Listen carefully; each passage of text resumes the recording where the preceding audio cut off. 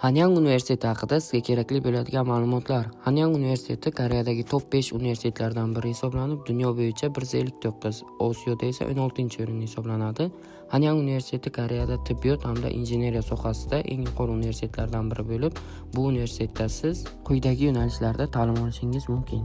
Qabul uchun kerakli hujjatlar esa asosiysi Topik 4 va IELTS 6.5 va undan yuqori darajalar talab qilinadi va qolgan hujjatlarni rasmda ko'rib olishingiz mumkin. Kontrakt narxlariga keladigan bo'lsak, kontrakt narxlari sizni Topik yoki IELTS darajangizga qarab farq qiladi. Misol uchun Topik 5 bilan 50%, Topik 6 bilan 100% grant yutishingiz mumkin.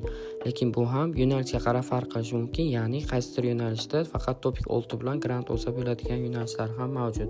Kontrakt narxlari ham yo'nalishga qarab farq qiladi. Siz o'z yo'nalishingizni universitet rasmiy saytidagi admission bo'limidan topib, kontrakt narxlarini bilib olishingiz mumkin.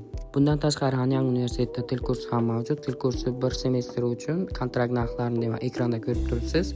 Hanyang universiteti haqida sizni qiziqtirgan savollar bo'lsa va yana qaysi universitet haqida bilishni xohlardingiz, kommentariyada yozib qoldiring.